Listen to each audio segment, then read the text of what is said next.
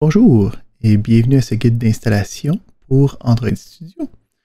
La première chose, il faut aller télécharger le logiciel, donc on peut rechercher Android Studio ou suivre le lien qui vous est fourni dans la description.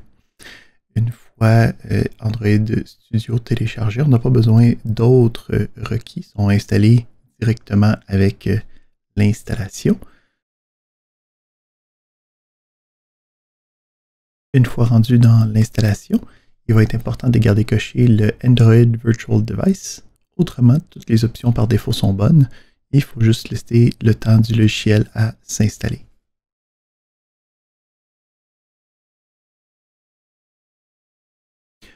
Au premier démarrage de Android Studio, certaines configurations doivent être faites. On peut commencer tout simplement en cliquant sur OK.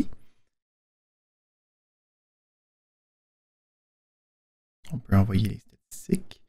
Donc, à la première installation, il va devoir configurer le SDK qu'on télécharge avec. Encore une fois, la majorité des options par défaut sont les bonnes. On peut aussi choisir notre thème. Et on peut garder les options par défaut. On peut voir ici qu'on va avoir l'Android avec l'API 30. On va voir ce que ça implique à l'intérieur du cours. Et on a aussi l'émulateur qui vient avec. Le téléchargement du SDK de l'émulateur se fait seulement une fois. Donc, cette configuration-là n'aura pas besoin d'être reproduite à chaque fois que vous allez créer un nouveau projet par la suite. À l'ouverture d'Android Studio, on va vouloir créer un nouveau projet et on va vouloir sélectionner le Empty Activity.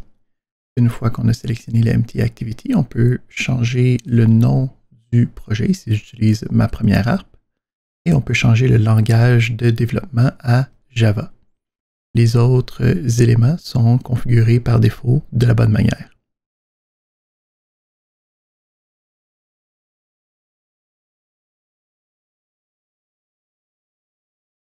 À l'élaboration du projet, il va y avoir une première phase de configuration par Android Studio. Donc, on peut aller prendre un petit café, attendre quelques minutes. La barre d'indexage va nous démontrer quand le projet va avoir fini d'être configuré à sa phase initiale. Une fois la configuration terminée, on va aller regarder la présentation de notre application. On va aller regarder le fichier activitymain.xml. Donc, c'est un onglet déjà ouvert, mais vous pouvez essayer de le retrouver dans le dossier res, layout et activitymain.xml. Dans la fenêtre de configuration, on a différents éléments qui sont intéressants. Premièrement, la palette qui va nous permettre de rajouter différents composants, différents contrôles dans l'affichage de notre application. Le component tree qui va être l'arbre des différents composants, donc les différents composants qui sont en ce moment dans notre application. On peut voir qu'on a seulement un text view pour l'instant. Dans le milieu, on a la présentation de notre application. Et à droite, on a les différents attributs du composant couramment sélectionné. En sélectionnant le contrôle de TextView, on peut voir que des contraintes de positionnement apparaissent. On va en reparler plus tard dans la session. Nous, on veut s'attarder dans les attributs au texte qui est à l'intérieur du TextView.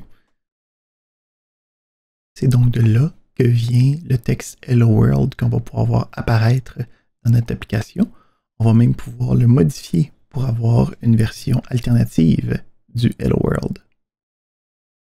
Pour exécuter notre application, on peut appuyer sur le bouton Run qui va compiler l'application et l'envoyer sur l'appareil sélectionné. Dans ce cas-ci, on a un simulateur qui s'ouvre automatiquement et qui va exécuter l'application dans l'environnement d'émulation. On peut donc voir notre premier programme, Hello World, qui fonctionne sur l'émulateur. La dernière étape aujourd'hui va être de configurer pour avoir un autre texte qu'Hello World. Donc, en sélectionnant le contrôle, on peut changer le texte, par exemple à Allô Monde. On reconstruit et réexécute l'application. Donc ici, c'est un exemple où l'émulateur était déjà activé et on peut aller retrouver dans l'émulateur notre nouvelle version de notre application.